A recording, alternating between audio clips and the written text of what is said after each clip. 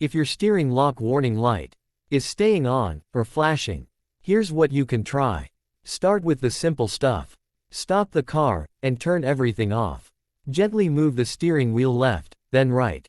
Don't force it, just enough to release pressure. While you're doing that, start the car. A lot of the time, the light turns off right there.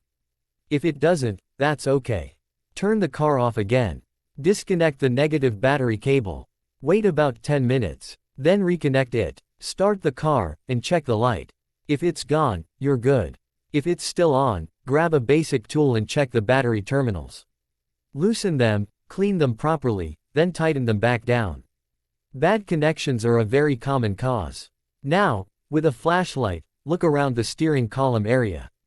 Check for loose plugs or damaged wiring near the ignition or steering lock. If your car uses a key fob, replace the key battery. A weak key signal can keep the steering lock from releasing.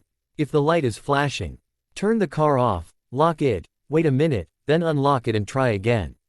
If after all this the warning light stays on or keeps flashing, then you can use an OBD2 scanner to see whether it's the steering lock or the ignition system causing the problem.